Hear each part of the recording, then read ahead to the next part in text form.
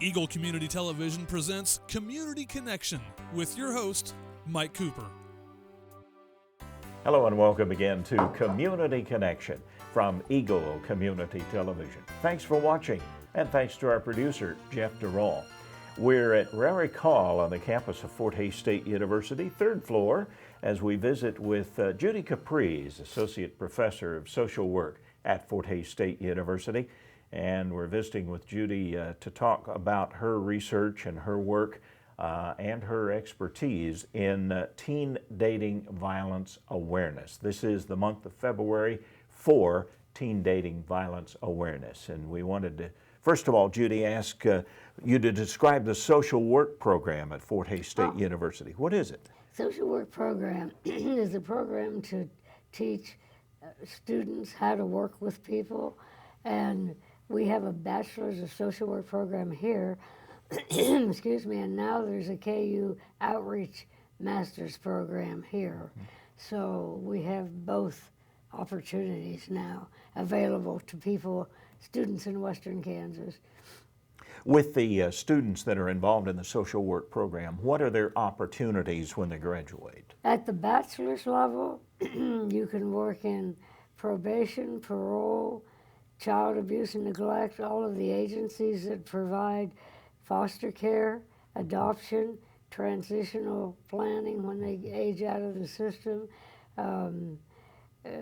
What else? Reintegration, family preservation, where you work with the family and the children are still in the home. And then reintegration is where you've taken them out and then you work on putting them back. There are case plans and goals to meet, and parents have to meet those in order to get their children back.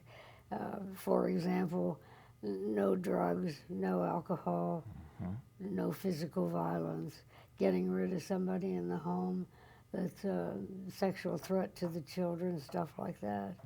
And we work also in mental health, excuse me, and in hospital, social work, medical, home health, all kinds of things. Now, at the bachelor's level, you're working mostly with involuntary patients who have been reported and found guilty of something. And don't want to be involved in the program. If it's substantiated, they don't have any choice. But they don't want to be there necessarily. No, so that makes the process more difficult. That makes it more difficult. Now, your master's degree people are supervisors and therapists who counsel people.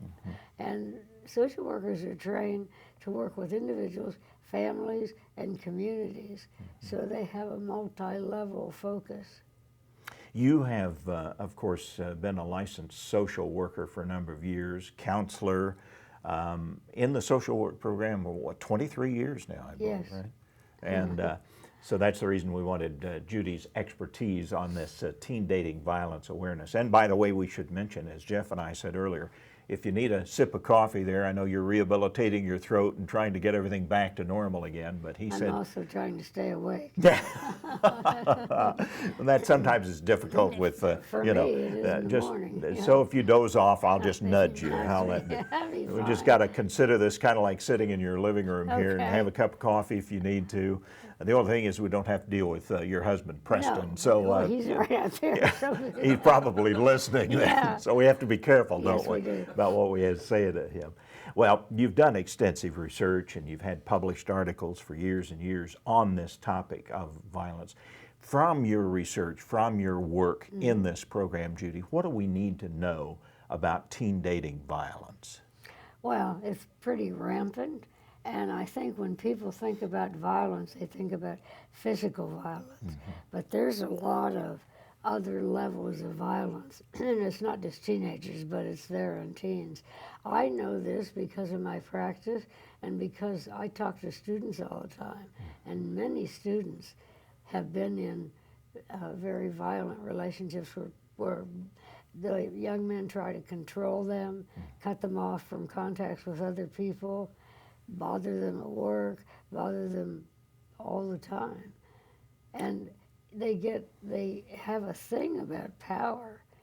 You know, they want to be in complete control. Frankly, most of the people who intimidate and sometimes women do that, but not nearly as often. They intimidate them by threatening them. I have a lot of clients who, this is when they're older, but this is the pattern.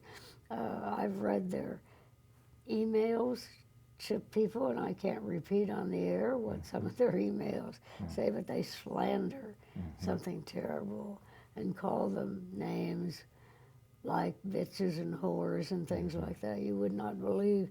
So what you they have do. to isolate the individual. You cut them off from their contacts, both socially and in the community Right. and such, as a power control. And Exactly. it doesn't have to be physical. It can Oh, be no, verbal no, no. or Exactly.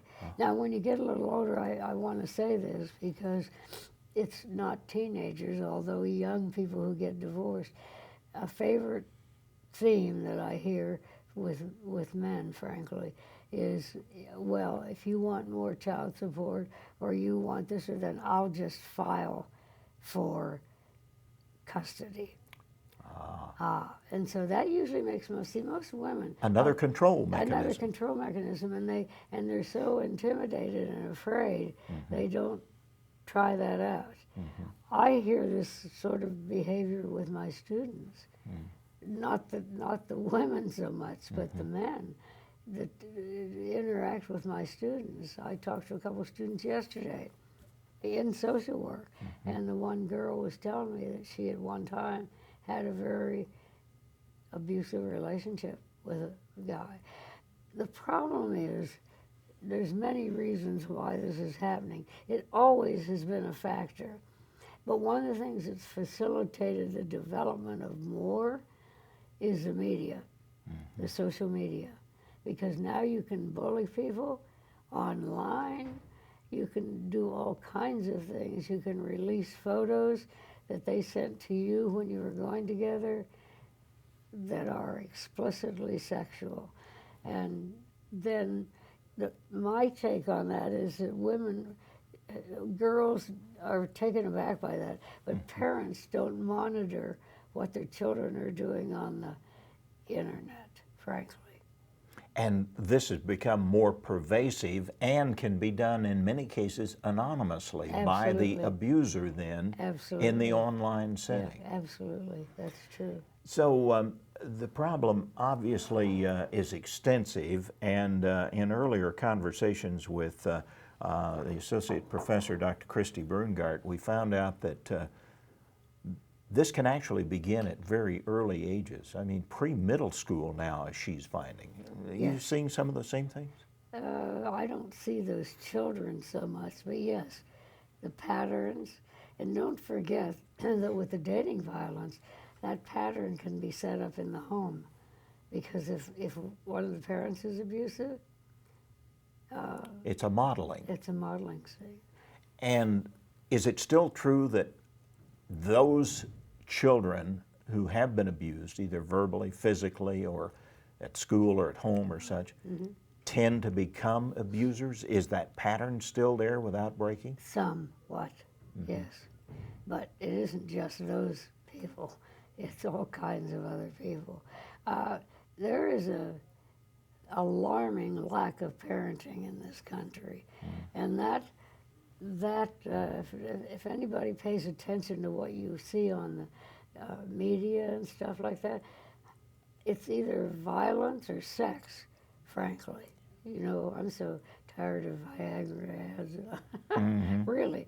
And they talk about things that probably shouldn't be talked about And openly. presented in a fictional Exactly, way as exactly. if, well, you know, this is only a storyline type Yes, thing. but you'll notice in passing years how many athletes, murder, rape, domestic violence, all kinds of things. Not just them, but they get a lot of press, and it shows you. There are women who just can't seem to extricate themselves from a bad relationship. And they aren't necessarily girls that have been raised in violent families. They're girls that either are passive or don't know how to stand up for themselves, or, you know, if you have a mother in a home where the father made all the decisions and controlled things but may not have been abusive, then that's what the girl sees, and she follows that kind of pattern. So even in the 21st century, we've not been able to break that situation of a compliant or dependent individual who is the reflection of this abusiveness. If you'll notice, we seem to have more and more violence and stuff in the culture. Well, look at the world. Teenage violence is just the beginning of violence. I mean, look at what's going on. I mean, you think you have a model for bullying and violence and harming people. I don't know what else you get. That's all you see on the news. And somehow that gives you the feeling that that's okay. You have a right to do that. Well, and unfortunately, one of our the most popular sport is the most violent sport. Football. Football. Yeah, I know. In our culture. I know.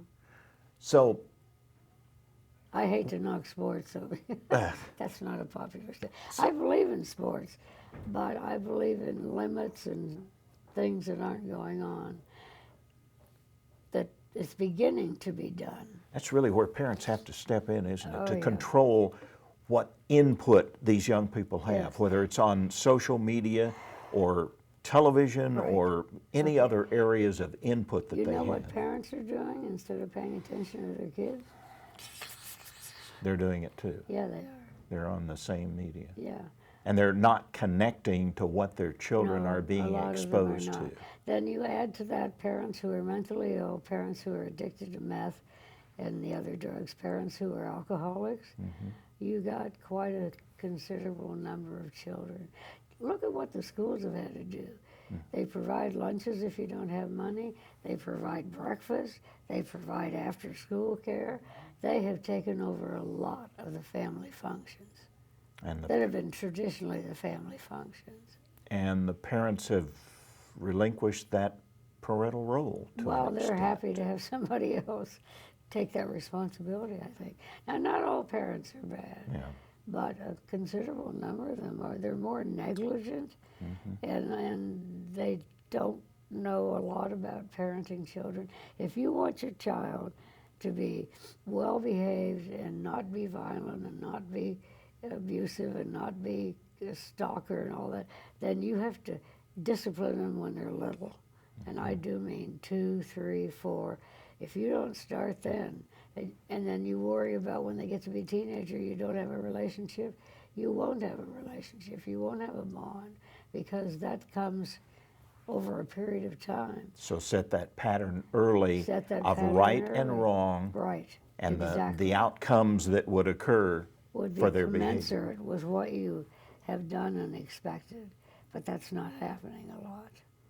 I guess in our final minute here, I guess this is going to be your swan song at the social work program. Are you, Right. of course, Preston has already He's retired. already retired. Yeah, I'm going to But retire. you're going to retire as well. Right, and spend most of the year in Las Vegas because my daughter and her husband and my 2 grandchildren are in Las Vegas. So that's where we'll be. Well, it's been a great association over these Well, years. I thank have you learned very so much. much from your work, and I know the students have benefited at Fort Hays State University Well, too. thank you. I appreciate that. Don't forget that Hays is always home here. Oh, okay? well, we'll keep a house here Good. and our residency here and stuff, Terrific. yeah. But when you get old, there's a saying that I really like: old age is not for sissies. Yeah. Well said. Just don't take a lot of money with you as you go. No, I don't gamble. I'm a poor loser. Judy Caprez, the Associate Professor of the Social Work Program at Fort Hays State University for 23 some odd years, and our best to Judy and Preston for sure. Our community connection. Thanks for watching.